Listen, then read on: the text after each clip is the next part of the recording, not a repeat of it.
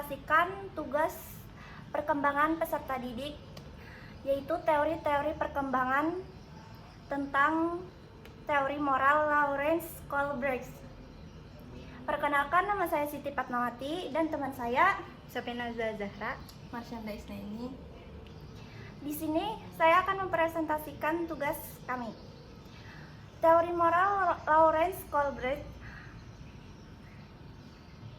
Teori ini teori perkembangan moral L. Kohlberg melengkapi dan memperluas karya Piaget, Kohlberg, Duska atau Whelan 1984, Sapper 1985, Dulkin 1995, Hoek 1999 melakukan serangkaian penelitian terhadap 72 anak laki-laki di Chicago yang berusia 10 tahun, 13 tahun, dan 16 tahun. Beberapa subjek diikuti secara longitudinal dan dites ulang selama 20 tahun. Dalam penelitiannya tersebut, setiap anak diinterview selama 2 jam dengan menanyakan 10 isu moral yang berbentuk dilema moral. Salah satu contoh dilema moral yang digunakan oleh Kohlberg tersebut adalah dilema Heinz. Di Eropa ada seorang wanita yang hampir meninggal dunia karena menderita penyakit kanker. Menurut pendapat dokter yang merawatnya, hanya ada satu jenis obat yang dapat menyelamatkannya. Obat tersebut adalah sejenis radium yang baru ditemukan oleh seorang apoteker yang tinggal di kota tersebut. Apa itu perkembangan moral? Perkembangan moral adalah proses di mana orang mengembangkan perbedaan antara benar dan salah, moralitas, dan terlibat dalam penalaran antara keduanya, yaitu penalaran moral. Tingkat 1, prakonvensional.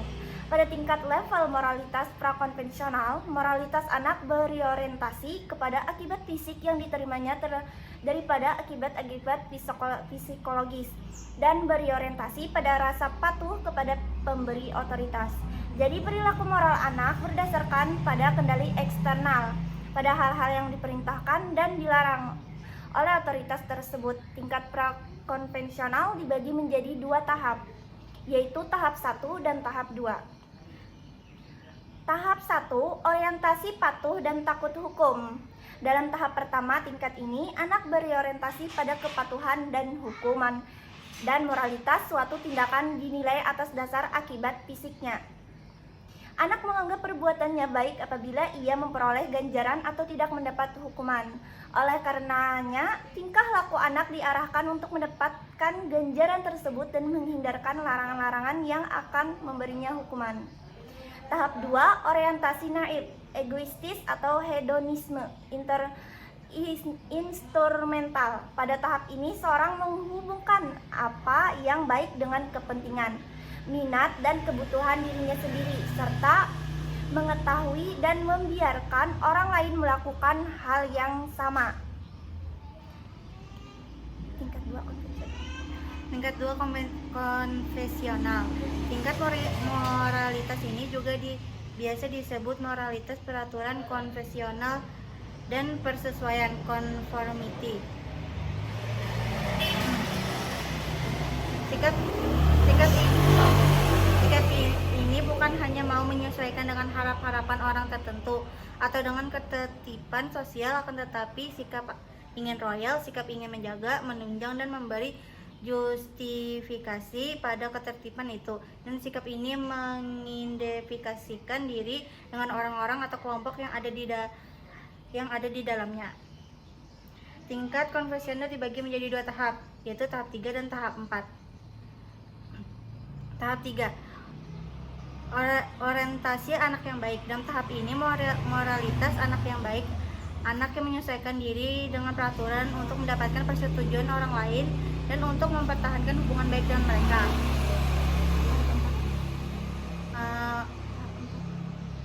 Tahap 4, moralitas pelestarian otoritas dan aturan sosial. Dalam tahap keempat ini, kebenaran diartikan sebagai menjunjung tinggi hukum yang disetujui bersama. Tingkat 3, pasca konvensional. Tingkat ketiga ini biasanya juga disebut sebagai moralitas prinsip-prinsip yang diterima sendiri. Pada tingkatan ini dinilai moral diartikan terlepas dari otoritas dan dari kelompok. Individu berusaha untuk memperoleh nilai-nilai moral yang lebih sahih yang diakui oleh masyarakat luas yang bersifat universal dan menjadi hak milik pribadinya. Tingkat pasca konvensional ini dibagi menjadi dua tahap, yaitu tahap 5 dan tahap 6. Tahap 5, moralitas kontrak sosial dan hak individu. Dalam tahapan ini kebenaran diperoleh individu melalui pertimbangan hak-hak individu yang umum dan tetap dikaji oleh masyarakat secara krisis. Pada tahap ini, individu menyadari bahwa hukum dan kewajiban harus berdasarkan perhitungan rasionalis dan kegunaan secara keseluruhan. Di dalam bertindak, individu melakukan yang paling baik untuk mendapatkan yang paling baik. Dalam hal ini, individu tidak memihak tetapi lebih berorientasi pada kontak sosial.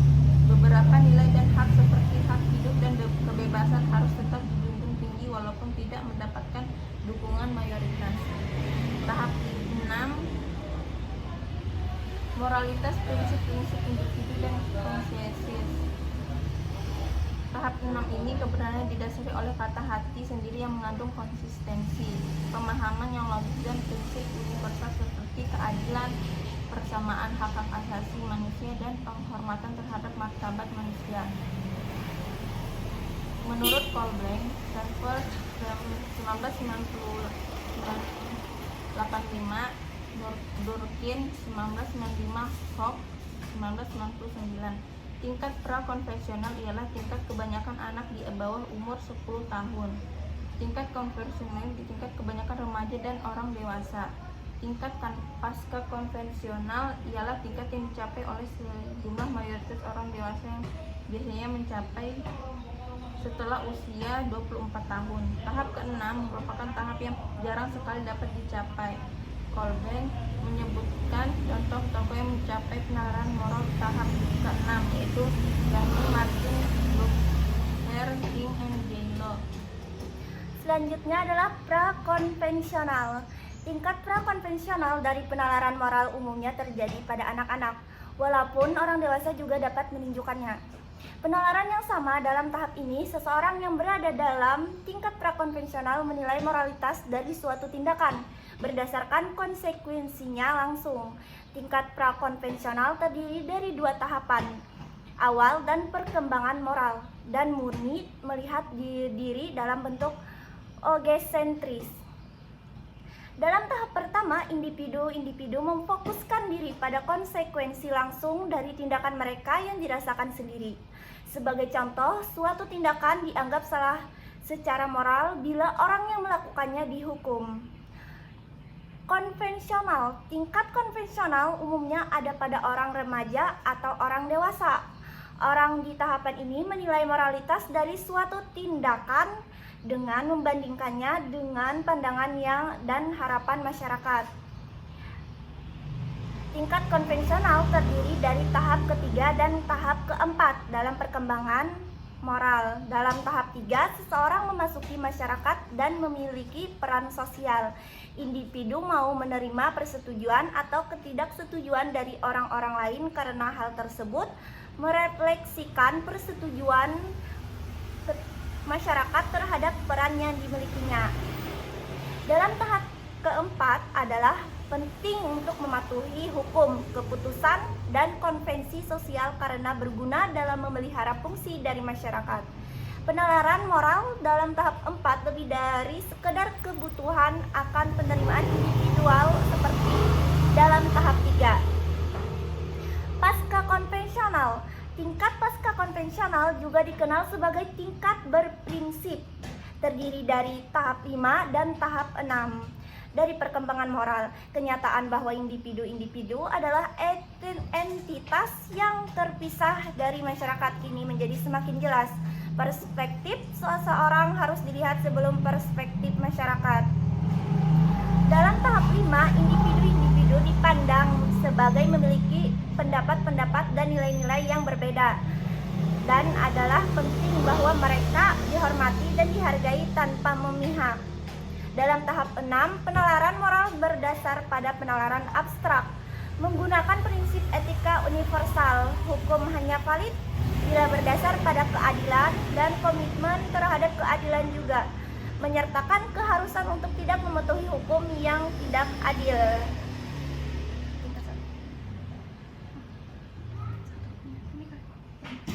Tingkat 1 prakonvensional 1. Orientasi kepatuhan dan hukuman. 2. Orientasi minat pribadi, apa untungnya buat saya. Tingkat 2 konvensional. 3. Orientasi keserasian interpersonal dan konformitas, sikap anak baik. 4. Orientasi otoritas dan pemeliharaan aturan sosial, moralitas hukum dan aturan. Tingkat 3 pasca konvensional. 5. Orientasi kontak sosial, prinsip etika universitas resilient conscient. Kesimpulannya, moral adalah sikap perilaku seseorang yang disadari oleh norma-norma hukum yang berada di lingkungan tempat dia hidup. Jadi seseorang dapat dikatakan melalui moral adalah ketika seseorang sudah hidup dengan mentaati hukum-hukum yang berlaku di tempat dia hidup. Sedangkan menurut Lauren Goebel, tahap perkembangan moral adalah ukuran dari tinggi rendahnya moral seseorang berdasarkan perkembangan penalaran moralnya. Menurut Kolbe, ada 6 tahap perkembangan moral yang dapat diidentifikasi. Hal ini didasarkan pada teori yang berpandangan bahwa penalaran moral yang merupakan dasar dari perilaku etis ialah ia mengikuti perkembangan dari keputusan moral seiring penambahan usia yang semula diteliti Piaget, yang menyatakan bahwa logika dan moralitas berkembang melalui tahap-tahap konstruktif. Kolbe memperluas pandangan dasar ini dengan menentukan bahwa proses perkembangannya berlanjut selama hidup walaupun ada dialog yang mempertanyakan implikasi filosofis dari penelitiannya. Sekian presentasi dari kami. Jika ada salah kata dalam penyampaian, mohon dimaafkan karena kami juga baru belajar. Wassalamualaikum warahmatullahi wabarakatuh.